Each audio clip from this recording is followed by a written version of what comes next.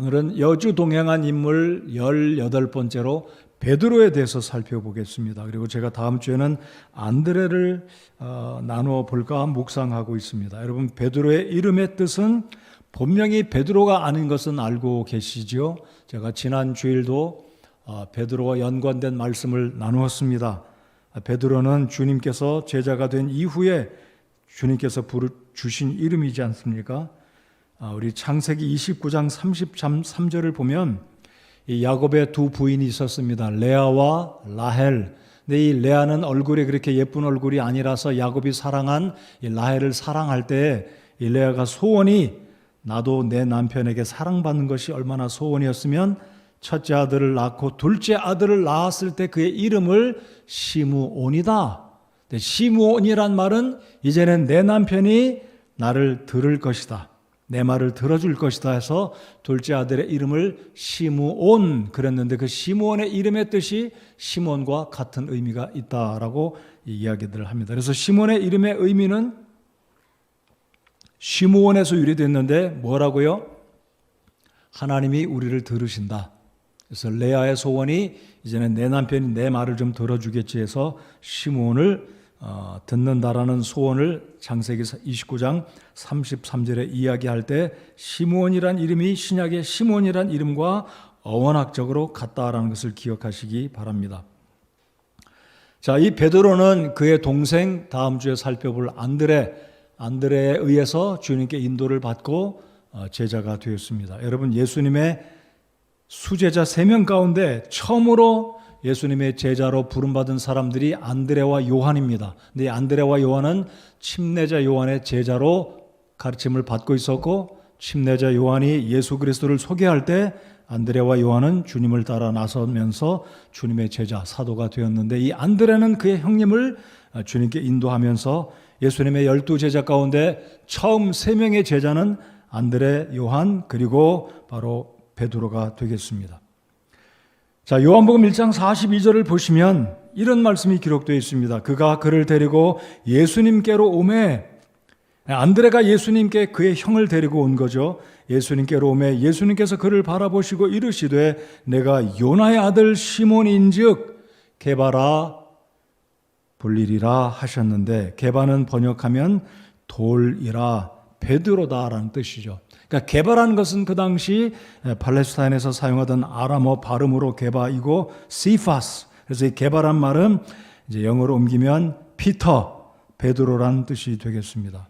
자, 오늘 마태복음 16장을 열어서 16절, 17절, 18절 중요한 구절이기 때문에 마태복음 16장을 다 한번 열어 주시기 바랍니다.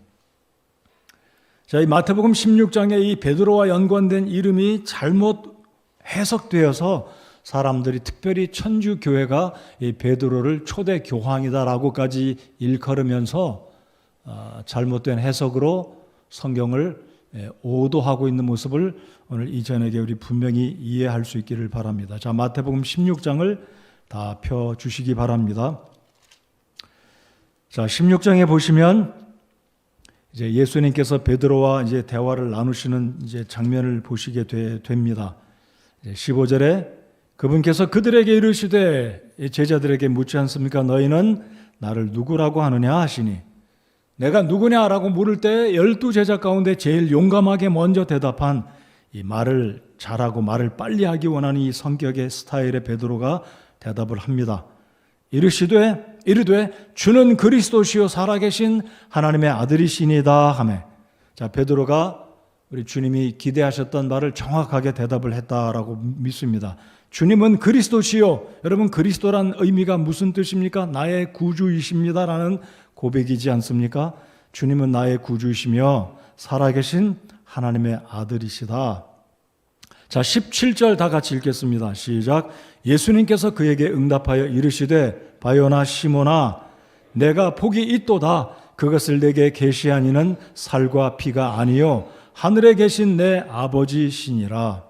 여러분, 시몬은 요한의 아들 또한 요나의 아들이다라고 부를 수 있습니다. 그래서 바요나라고 그랬지 않습니까? 바란 뜻은 아들, 그래서 요나의 아들이란 뜻이지 않습니까? 그래서 바디메오, 그러면 디메오의 아들, 소경 바디메오 기억하시죠? 바디메오. 그래서 바란 말은 아버지 이런 뜻인데, 바요나, 요나의 아들 시몬아. 예수님의 이 부르심은 시몬의 본명을 부르십니다. 핵심은 내가 복이 있도다. 그것을 내게 계시한 이는 살과 피가 아니요 하늘에 계신 내 아버지시니라.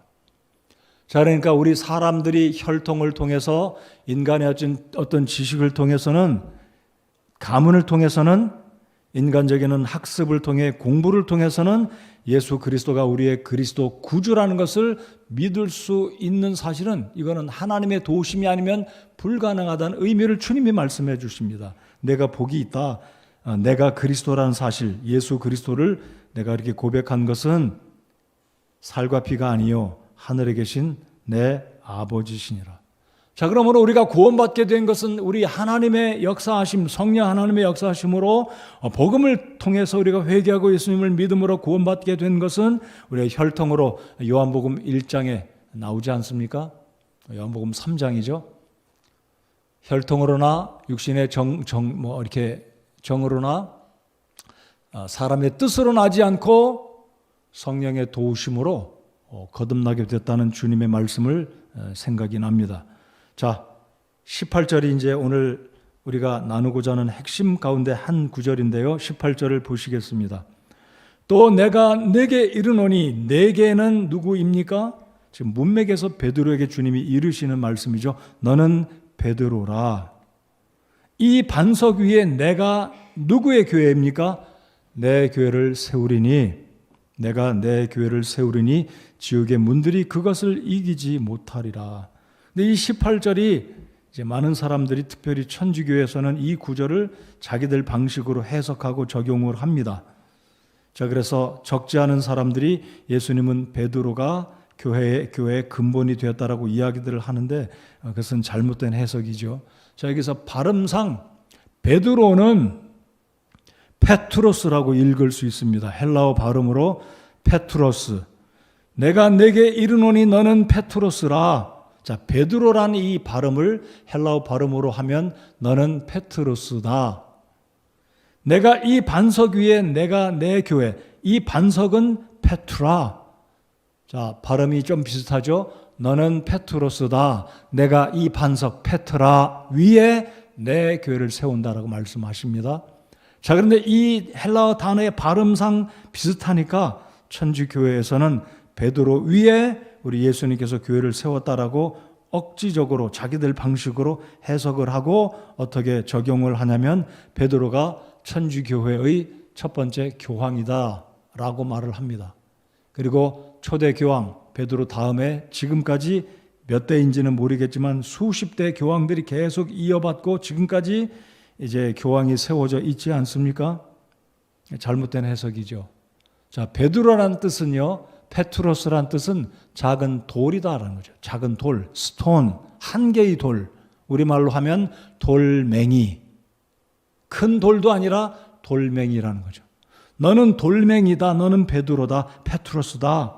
내가 이 반석 페트라 위에 내가 내 교회를 세우리니. 꼭 기억하십시오. 베드로 위에 세운 것도 아닙니다. 예수님은 분명히 반석인 예수님 자신 위에 교회를 세우셨다라고 말씀하고 있기 때문입니다. 여러분 그렇게 믿으십니까? 예수님은 베드로의 고백이나 베드로 위에 세운 것이 아니라 예수님은 반석이신 자신 위에 페트라, 견고한 반석, 락, 그 반석 위에 바위산이나 암반을 상징하는 이 예수님 자체, 예수님 자신 위에 교회를 세우셨다라는 겁니다. 그러니까 이 큰 반석이나 바위, 큰 바위는 견고하고 흔들리지 않고 움직이지 않는 부동성을 의미하는 예수님의 교회는 결국 이 18절 하반절에서 말씀하시는 것처럼 지옥의 문들이 그것을 이기지 못할 것이다라는 예언의 말씀, 보장의 약속의 말씀을 우리 주께서 18절에 하셨습니다. 근데 이 문맥적으로 이 천주교회는 19절을 또 잘못 해석을 합니다. 베드로 위에 교회를 세웠기에 천주교의 첫째 교황은 베드로이고 그 다음은 사람이 교황의 대를 이어서 지금까지 이제 교황이 있다라고 이야기를 하지 않습니까? 자, 그러면 19절을 보시기 바랍니다. 내가 하늘의 왕국의 열쇠들을 내게 주리니, 이 천주교의 문양을 보시면요, 교황들마다 문양이 있어요. 거기에 열쇠가 대각선으로 교차된 열쇠가 있습니다. 여기 열쇠들이라고 그랬죠? 근데 내가 하늘의 왕국의 열쇠들을 내게 주리니. 자, 그러면 제가 여쭤보겠습니다. 예수님께서 베드로에게 열쇠들을 주신 것은 맞습니까? 고개를 지금 좌우로 흔들면 틀린 거예요. 주셨다고 그랬잖아요. 제가 다시 여쭤보겠습니다. 예수님 주신다고 말씀하셨습니까?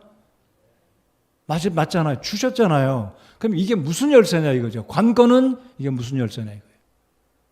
교황이 그러면 사람을 저주하면 저주를 받고 그 사람의 죄를 용서하면 용서를 받는 이 굉장한 권한을 천주교 교황에게 줬냐는 거죠. 그런 건 아니다라는 거예요. 자, 분명히 주님께서 왕국의 열쇠들을 내게 주셨다고 그랬다는 거예요. 이 말씀을 우리는 정확하게 이해를, 성경적으로 바르게 이해를 해야 한다는 것입니다. 열쇠를 주님이 주셨어요. 열쇠들, 그것도 단수가 아니라 열쇠들이에요. 자, 19절을 또 보시면 내가 하늘의 왕국의 열쇠들을 내게 주리니, 그 다음에 이 열쇠가 어떻게 일을 하는지, 무엇이든지 내가 땅에서 묶으면 그것이 하늘에서 묶일 것이요, 무엇이든지 내가 땅에서 풀면 그것이 하늘에서 풀리리라 하시고. 굉장한 말씀이죠. 땅에서 뭔가 묶으면 꽁꽁 묶여버릴 것이고, 땅에서 내가 풀면, 그 열쇠를 가지고 풀면 하늘에서 풀릴 것이다. 굉장히 신기한 능력이죠. 굉장히 놀라웁니다. 이게 해석을 그러니까 우리가 잘 해야 되겠죠. 자, 그렇다면 베드로에게 주님이 어떤 열쇠를 주셨는지 저와 함께 오늘 두 가지를 분명하게 확신할 수 있기를 바랍니다. 첫째, 이 열쇠는 베드로가 성령의 충만하심을 힘입어서 설교할 때 유대인들에게 이 복음이 증거될 때 수많은 사람이 구원받는 놀라운 성령의 강림 오순절 이후에 베드로의 입술을 통해 복음이 증거될 때 많은 유대인들이 구원받게 될 것을 우리 예수님께서 19절에서 하늘의 왕국의 열쇠들을 준다라는 의미로 말씀하셨다라는 것을 기억하시기 바랍니다. 이 열쇠는 천주교 교황에게만 준 것이 아니고, 이 열쇠는 천주교 교황이 어떤 특정한 인물에게 저주를 하면 땅에서도 묶일 것이고 하늘에서도 묶일 것이고 땅에서도 풀리고 하늘에서도 풀리고 그런 의미가 아니라, 베드로를 통해서 우리 하나님은 이 최초의 오순절의 성령의 강림을 힘입었던 베드로가 복음을 증거할 때 많은 유대인들이 구원받고 성령의 역사하심을 시작하는 놀라운 역사가 시작되는 측면으로 하늘의 왕국의 열쇠를 베드로에게 주셨다라는 측면으로 우리 주님 말씀하셨다는 것을 믿고 이해하시기 바랍니다. 그래서 사도행전 2장에 보면 베드로가 한 번 설교를 할 때 몇 명이 구원받습니까? 3,000명이 구원받습니다. 3,000명. 여러분 300명이 구원받는 것도 굉장한 일인데 3,000명이 구원받습니다. 그리고 그 2장을 지나면 5,000명이 구원받고요. 솔로몬 행각에서 또 수많은 유대인들이 구원을 받습니다. 그래서 갑자기 예루살렘 교회가 수만 명의 교회로 굉장한 성장을 이루는 그 일에 우리 주님께서 베드로에게 이런 축복된 사역의 놀라운 역사를 이루는 그 열쇠를 우리 주님께서 베드로에게 주셨다라는 것으로 저는 믿습니다. 자, 그러면 두 번째 열쇠는 무슨 열쇠냐면 사도행전 8장에 보면 사도 요한과 베드로가 사마리아 지역을 방문해서 복음을 증거합니다. 이제는 예루살렘이 아니라 여러분 사도행전 1장 8절을 잘 보시면 복음이 확장되어 가는 그 과정의 모습을 성령이 너에게 임하면 너희가 권능을 받고 예루살렘과 온 유대와 그리고 그 다음 지역이 어딘가요? 사마리아와 땅 끝까지 이르러 복음의 증인, 부활의 증인이 되라는 명령으로 사도행전 1장 8절이 지상 사명으로 우리 주님께서 주셨습니다. 그래서 사도행전 8장을 보면 이제 베드로와 요한이 사마리아 지역까지 내려갑니다. 여러분 사마리아 지역의 빌립보 8장을 보면 빌립 집사가 복음을 증거하는 장면도 8장에 기록되어 있죠. 근데 이 8장에 보시면 요한과 베드로가 복음을 증거할 때 이방인들이 이제 사마리아 지역은 어찌 보면 이방인 지역이다라고 말할 수는 없습니다. 이제 사마리아 지역은 유대인들이 혼혈된 사람들이 살고 있는 특별한 지역이긴 하지만 그들을 가리켜서 100% 유대인이다, 100% 이방인이다라고 말할 수 없는 이 중간 지역, 그 지역에까지도 베드로와 요한이 가서 복음을 증거하게 됩니다. 자, 그리고 이제 10장으로 가면 베드로가 가이사랴에 주둔하고 있던 이 로마의 장교 백부장에게 복음을 전합니다. 그 백부장의 이름이 무엇이죠? 고넬료입니다. 이 고넬료 이방인의 이 로마의 백부장에게 베드로가 복음을 전하는데, 여러분 사도행전 10장을 잘 보시면 신기한 환상의 사건이 보입니다. 베드로가 지붕에 올라가서 기도하는데 하늘에서 갑자기 보자기에 쌓인 동물들, 기는 것들, 온갖 동물들이 보자기 안에 있는데 천사가 베드로에게 일어나 잡아먹어라. 자, 그 자세하게 설명은 드리진 않겠고요. 이방인들에게 최초로 복음을 전한 사람은 이방인의 사도인 바울이 아니라 누구였다고요? 베드로였습니다. 사도행전 10장에서. 8장에서는 사마리아에 내려가서 복음을 증거했고, 구원받은 자들을 위해서 베드로가 요한이 기도했을 때 그들이 성령을 받는 모습이 사도행전 8장에 기록됩니다. 그리고 10장에 가면 베드로가 최초로 이방인이었던 백부장 고넬료에게 복음을 증거할 때 드디어 이방 세계에 복음이 증거돼서 백부장 고넬료가 오늘날로 치면 중대장쯤 되겠죠. 센츄리온, 이 로마의 백부장 고넬료가 구원받습니다. 그래서 그 사건은 이방인의 사도 베드로에 의해서 이방인의 복음 증거가 시작된 게 아니라 유대인의 사도로 일컬어졌던 베드로에 의해서 세계 최초로 이방인들에게 복음이 증거되는 사건이 오늘 이 말씀 이 마태복음 16장에 우리 주님께서 말씀하신 베드로에게 내가 하늘의 왕국의 열쇠들을 내게 주리니, 바로 이 열쇠들이 유대인들에게 그리고 이방인들에게 복음이 증거될 때 많은 사람들이 구원받고 특별히 이방인들 세계에 복음이 증거되는 이 사건이 사도행전 8장에 기록된 사건을 가리켜서 우리 예수님은 미리 마태복음에 십자가 달려 죽으시기 전에 이미 베드로에게 이 말씀을 하셨다라는 것으로 우리가 해석을 하면, 그렇게 믿게 되면 큰 문제가 없게 된다라는 겁니다. 여러분, 천주교회는 베드로가 교회의 열쇠를 지니고 있다는 이 말씀을 이용해서 1870년입니다. 1870년 7월 18일 바티칸에서 비오 9세에 의해 천주교황의 무류성, 다른 말로 무오하다, 즉 죄가 없다라는 것을 이야기합니다. 자, 그렇다면 교황을 초대 교황이라고 이들은 이야기를 하는데 베드로가 죄인이 아니었을까요? 그럼 베드로는 죄가 없는 사람이었을까요? 누가복음 5장을 다 같이 열어보시겠습니다.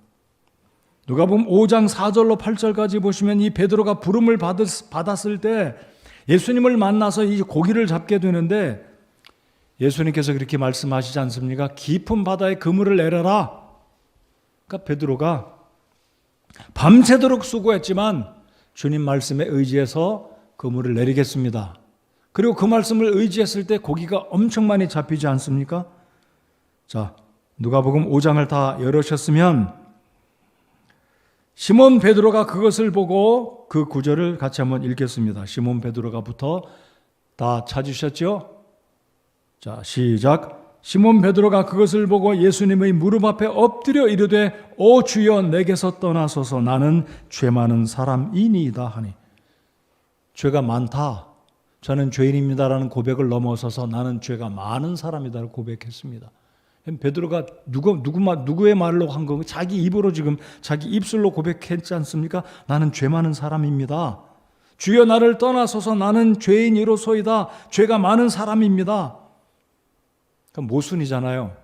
베드로가 초대 교황이라고 천주교는 말하고 베드로는 죄가 없다고 말하고 교황도 아까 말씀드렸던 1870년에 바티칸에서 종교회의, 이 천주교에서 종교회의를 열고 비오 9세가 천주교 교황은 무류하다, 무오하다, 맞지 않는 거죠. 여러분 로마서 3장 10절 말씀에 뭐라고 성경은 말씀합니까? 의인은 없나니 하나도 없으며. 3장 23절 깨닫는 자도 없다라고 성경은 분명히 말씀합니다.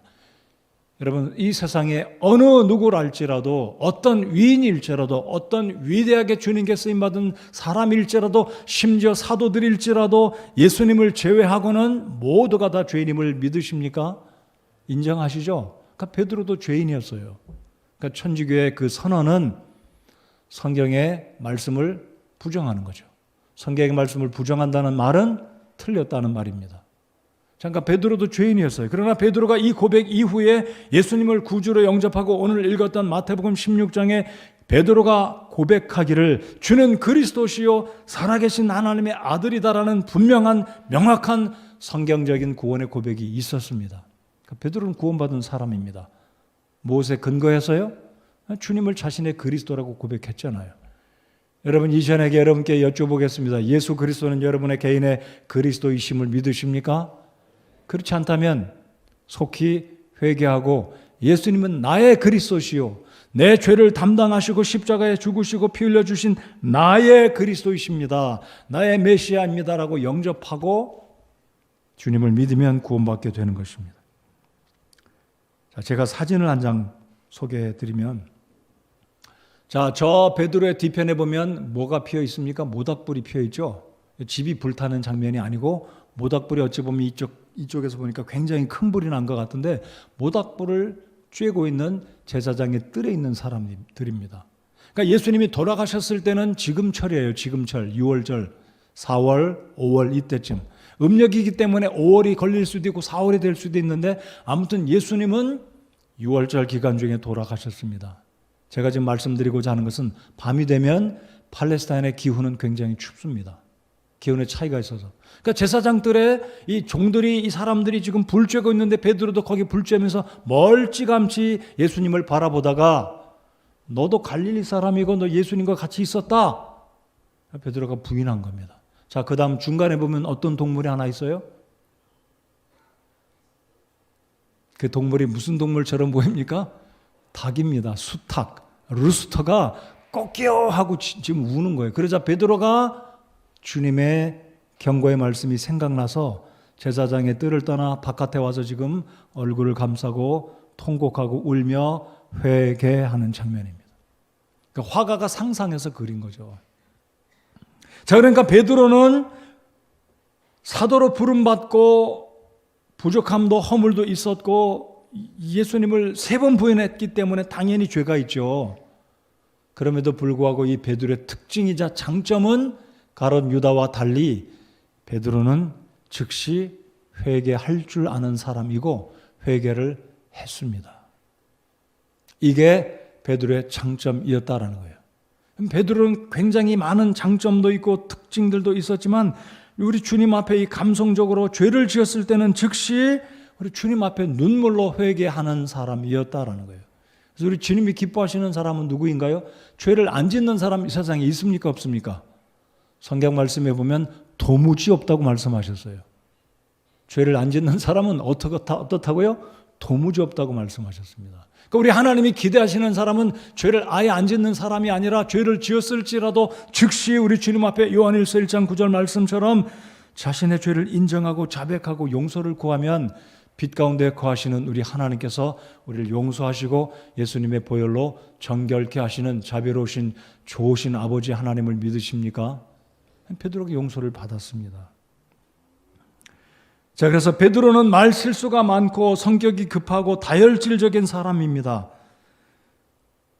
자, 이 베드로는 12사도 가운데 나이가 제일 많은 사람이었어요. 제일 형님이었어요. 자, 예수님의 제자들 플러스 예수님 하면 남자들이 모두 몇 명인가요? 13사람. 근데 13사람 가운데 굉장한 특징, 놀라운 특징, 특별한 특징 있는 사람이 딱 한 사람이 있었어요. 그게 누굴까요? 자, 누굴까요?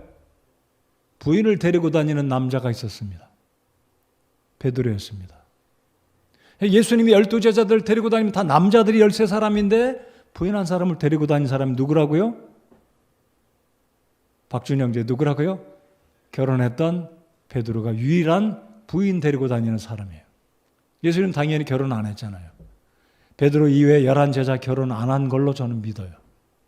자, 우리 고린도전서 9장 5절에 보면 이렇게 바울 사도가 이야기합니다. 우리에게 다른 사도들이나 주의 형제들이나 게바와 같이 자매 곧 아내를 데리고 다닐 권리가 없느냐 그랬습니다. 그러니까 사도 바울은 베드로가 예수님을 쫓아다니면서 부인을 데리고 다녔다는 것을 바울은 알았다는 거예요. 제가 다시 한번 읽어볼까요? 우리에게, 즉 바울 사도가 지금 말합니다. 우리에게 다른 사도들이나 주의 형제들이나 게바와 같이 자매 곧 아내를 데리고 다닐 권리가 없느냐? 지금 바울이 고린도 교회에 말하는 것은 내가 사도이지만 내가 결혼할 자격이 없느냐? 근데 바울은 결혼하지 않았습니다. 그래서 이 말씀을 참조하면 베드로는 전도할 때 예수님을 쫓아다닐 때 부인을 데리고 다녔어요. 한 번은 자기의 장모가 병들었을 때 알았을 때 가버나움에 자기 장모 집에 예수님을 모시고 가서 장모를 치료해 주신 사건이 복음서에 기록되지 않았습니까? 그래서 베드로는 각별한 특권을 누렸습니다. 예수님의 12제자 가운데 수제자, 첫 수제자의 3명의 첫 수제자에 포함이 되고 동시에 이 3명의 제자들은 누구냐면 베드로, 요한, 야고보 이 3사람은 주님이 각별하게 훈련을 시키셨습니다. 이 3사람은 특별할 때 데리고 가셨어요. 첫 번째, 누가복음 8장을 보면 야이로의 딸이 병들었을 때 이 야이로의 딸, 이 딸을 치료해 주시려고 예수님이 들어가실 때 세 제자만 데리고 가셨어요. 나머지 9명은 바깥에서 기다리게 하셨겠죠. 이 3명의 제자가 누구일까요? 첫 수제자 3명이 아니라 안드레는 빠졌습니다. 3명의 수제자는 베드로, 요한, 야고보였어요. 자, 또 다른 장면을 보면 마태복음 17장에 보면 변화산 산 높은 곳에 올라갈 때 9명은 산 아래에 기다리게 하셨고 3명의 제자만 데리고 올라가셨습니다. 예수님께서 말씀하실 때 갑자기 누가 나타났습니까? 엘리야와 모세가 나타납니다. 그러자 성격이 급한 베드로가 또 뭐라고 말합니까? 주여 여기가 좋사오니 우리로 하여금 무엇을 3개 짓게 한다고요? 초막 3개를 짓게 해달라. 그 자리에 베드로가 또 있었습니다. 또 한 군데 말씀드려보면 마태복음 26장을 보면 예수님께서 잡히시던 그날 밤 겟세마네 동산에서 기도하실 때 이 3명의 제자들은 나머지 7명이겠죠. 가룟 유다는 예수님 배반하러 갔으니까 7명이 따로 있고 3명의 제자들은 예수님과 가까운 곳에 있었습니다. 그 3명의 제자는 역시 베드로와 요한과 야고보였습니다. 그러니까 베드로는 늘 특권을 누렸고 12명의 제자들 가운데 나이가 가장 많은 첫째 제자였습니다. 이 베드로는 그렇게 주님께 특권을 받았음에도 불구하고 예수님의 경고, 오늘 읽은 말씀에 뭐라고 말씀하십니까? 누가복음 22장으로 돌아와 보시겠습니다.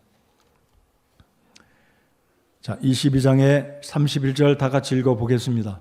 31절 시작. 사탄이 너희를 밀가부르듯 하려고 너희를 갖기 원하였으나 너희를 갖는다는 의미를 심각하게 그 영혼까지 마귀가 사탄이 소유한다 그런 측면으로 해석하지 마시고 시험한다, 유혹한다는 의미겠죠. 자, 주님께서 분명히 경고를 했는데 베드로는 33절에 뭐라고 고백합니까? 그가 그분께 이르되 주여 내가 주와 함께 감옥에도 죽는데도 갈 각오가 되어 있나이다 하매. 근데 안타깝게도 주님은 34절에 말씀하시기를 베드로야 내가 내게 말하노니 이날 수탉이 울기 전에 내가 나를 안다는 것을 3번 부인하리라 하시고 3번 부인했죠. 제가 다다음 주에 이 말씀을 여러분과 나누기를 원합니다. 결국 3번 부인했습니다. 그리고 요한복음 21장에 보면 예수님께서 부활하신 후에 베드로와 이 제자들에게 말씀하시기를 내가 부활하면 너희들보다 먼저 갈릴리로 갈 것이다. 그리고 과연 주님 말씀하신 그대로 갈릴리에서 제자들을 또 만나십니다. 7명의 제자들. 이 7명의 제자들은 대부분 벳세다 출신이었을 것이다 라고 생각합니다. 자, 주님께서 해변에 갈릴리 바다 호수 해변에 불을 피워두시고 떡과 고기를 생선을 굽고 기다리고 계십니다. 밤새도록 고기를 못 잡았던 제자들을 먹여주십니다. 불을 쬐고 있던 베드로에게 시장기가 가셨을 때 베드로에게 묻지 않습니까? 베드로야 내가 나를 사랑하느냐? 몇 번 물었습니까? 3번. 그곳에 무엇이 있었습니까? 숯불. 그러니까 수일 전에 예수님을 부인했던 그 장면을 베드로가 생각하면 너무나 부끄러운 거예요. 근데 주님은 베드로를 상기시켜 주시면서 숯불을 피우고 베드로에게 묻지 않습니까? 3번. 근데 베드로가 이런 고백을 합니다. 아마 베드로의 심정은 굉장히 주님 앞에 죄송한 심정이었을 거다라고 생각합니다. 베드로가 이렇게 고백합니다. 주여, 주께서 모든 것을 아시오매 내가 주를 사랑하는 줄 주께서 아시나이다. 주께서 아신다. 최고의 정답이에요. 주님이 다 아십니다. 그거면 끝이에요. 주님이 다 아십니다. 주님 제 심정 아시죠? 제가 주님 사랑하시는 거 제가 그런 심정 아시죠? 이렇게 고백하면 그게 최고의 고백이 아닐까 생각합니다. 그럴 때 주님은 베드로의 3번의 대답에 이어서 3번 주님이 말씀하시기를 내 어린 양들을 먹이라, 내 양들을 먹이라 3번 베드로에게 당부를 하십니다. 아마 여러분 쿠오바디스라는 영화를 보셨을 거예요. 전승에 의하면 베드로가 로마에서 복음을 증거하다가 어떤 말이 정확한지는 모르겠어요. 전승이니까 이렇게 사람들이 이야기를 합니다. 이 네로가 사도들을 핍박하고 죽이니까 그 당시에 그리스도인들은 사도 베드로의 생명을 보존하려고 베드로에게 베드로님 로마를 떠나 다른 곳에 가서 복음을 전해 주십시오. 우리는 죽어도 괜찮지만 베드로 당신은 사도니까 떠나가시기 바랍니다. 그래서 베드로가 어찌 보면 등 떠밀리다시피 해서 로마를 떠나려고 하는데 주님을 만납니다. 근데 주님이 어디론가 막 가세요. 로마로. 그래서 베드로가 부릅니다. 쿠오바디스 도미네. 예수님 어디 가십니까? 이건 전승이에요. 성경에 없는 이야기입니다. 그러니까 예수님 말씀하시기를 내가 버리고 간 내 양들을 먹이러 내가 간다. 내가 거기에 가서 내 양떼를 돌보려고 한다. 이 말을 들었던 베드로가 요한복음 21장에서 들었던 주님의 그 당부의 말씀, 내 어린 양들을 먹이라, 내 양들을 치라는 이 말씀을 들었던 베드로가 다시 로마로 돌아가서 감옥에 갇혔다. 그리고 로마에서 순교당했다는 전승이 있습니다. 자, 그러면 제가 사진을 하나 보여드리면 베드로가 마지막에 죽기 직전 9개월 동안 갇혔던 로마 감옥을 보여드리겠습니다. 이 감옥의 이름은 마메르틴이라는 감옥입니다. 자, 여러분 TV 모니터 같이 노란색이 보이죠? 그 위에 보면 동그란 원이 있지 않습니까? 자, 눈을 뜨시고 잘 보십시오. 저 거기 테이블이 하나 있잖아요. 우리 요 앞에 있는 테이블처럼, 그죠? 그리고 그 위에는 무슨 노란색 모니터처럼 보이는데 그게 양각된 아마 금박을 입힌 사도 베드로의 양각된 그 조각품이 아닐까 생각되고요. 그 위에 보면 동그란 원이 있는데 그게 바로 유일한 출구입니다. 그러니까 베드로도 이 감옥에 보내질 때 그 구멍으로 떨어뜨려서 이 감옥에 있게 됐는데 이 감옥은 지독한 어둠과 습기와 곰주림과 벌레와 위생적으로 아주 좋지 않은 사도 베드로도 이 마메르틴 감옥에서 고생을 하다가 목이 잘리는 순교형을 당했다라고 합니다. 그러니까 베드로도 이 감옥에 갇혀 있었습니다. 그래서 죄인들이 이 감옥에 떨어지면, 저 구멍으로 떨어지면 탈출구가 없는 거예요. 이 감옥이 사이즈가 얼마나 된다고 사람들이 이야기하냐면 지름이 2m니까 얼마나 되겠습니까? 지름이 2m. 여기에 베드로 사도가 9개월간 기둥에 묶여있는 채로 고생을 했다고 합니다. 그래서 죄수들이 이 마메르틴 감옥에 떨어지면 추위와 습기와 굶주림과 어둠과 쾌쾌한 산소, 공기도 좋지 않은 이곳에 사람들이 있다가 그냥 많이 죽어간다고 그래요. 근데 베드로는 전승에 의하면 9개월간을 여기에 있다가 결국은 바깥에 나가서 십자가에 못 박혀 죽게 되는데, 여러분 이 테이블을 아래를 잘 보시면 십자가가 있는데 거꾸로 된 십자가예요. 확대가 될 수 있는지 모르겠어요. 방송실에서 확대를 해 보실 수 있는지 모르겠어요. 아무튼 됐습니다. 그냥 십자가 보이시죠? 십자가가 거꾸로 돼 있어요. 여러분 로마에 가보시면 여기 감옥을 지금도 가실 수는 있어요. 사실. 그래서 베드로가 내 주님은 똑바로 못 박히셨는데 내가 감히 어찌 주님과 동급으로 십자가에 달릴 수 있겠느냐, 나를 거꾸로 못 박으시오 해서 베드로가 거꾸로 못 박혀 순교당했다 합니다. 그래서 베드로의 그 말, 실제 그 사건을 기념하기 위해서 베드로가 있었던 이 감옥의 테이블에 십자가를 거꾸로 달아두었다라고 합니다. 자, 그러니까 오늘 말씀의 결론입니다. 베드로는 실수도 많고 말이 앞서고 바다 위도 걸었지만 두려움과 겁이 많아서 물에 빠질 것 같아서 겁이 많고 의심했던 제자였습니다. 예수님을 3번 부인했던 이 실수와 죄가 있었던 사도였습니다. 사도 베드로는 특별한 사도로 부름받은 것은 맞습니다. 저희들은 아무리 뛰어난다 할지라도, 영성이 아무리 탁월한다 할지라도 사도로 쓰임받을 수도 없고 부름받을 수도 없어요. 사도 베드로는 실수도 있었지만 특별히 부름받은 사도로 주께서 사용하셨습니다. 자, 사도가 이렇게 쓰임받게 된 것은 성령의 침례를 경험하였고 구원받았고 성령의 충만을 힘입었기에 말씀드렸던 사도행전 2장에 복음을 증거할 때 3,000명이 구원받고 로마까지 이르러서 많은 사람들에게 복음을 전했을 때 놀라운 일에 쓰임받은 위대한 하나님의 사도로 쓰임받게 되었습니다. 오늘 이 시대에 저와 여러분의 믿음은 얼만큼 어떤 강한 모습이 있는지 우리 자신들을 돌아보는 시간 되기 바랍니다. 우리 모두에게 실수가 있습니다. 연약함이 있습니다. 범죄합니다. 그럼에도 불구하고 저희들은 사도가 될 수 없고 사도와 같은 베드로와 같은 능력도 없지만 그럼에도 불구하고 우리에게도 동일한 성령 하나님이 우리 속에 내주하고 계심을 믿으십니까? 성령 하나님을 의지하고 성령의 충만함을 힘입을 때 우리가 복음을 증거하고 주님을 섬길 때 힘을 내서 주님께 쓰임받고 성령의 열매를 맺을 수 있으며 우리 주님의 교회를 섬길 때 효과적으로 잘 섬겨서 우리 주님을 기쁘시게 할 수 있는 성령의 역사하심이 오늘 이 시대에도 우리와 함께 한다는 사실을 꼭 확신하시는 여러분들 모두가 되시기 바랍니다. 우리 속에 누가 내주하십니까? 성령 하나님이 거하십니다. 여러분과 함께 하십니다. 확신하시면서 주님 의지하시고 성령 하나님의 능력을 의지할 때 성령 하나님의 인도하심에 순종할 때 우리 주님은 저와 여러분을 귀하게 쓰셔서 놀라운 역사를 이루실 것을 확신하시는 저와 여러분 모두가 되시기 바랍니다. 이 시간 다 같이 일어나셔서 함께 찬송하시겠습니다.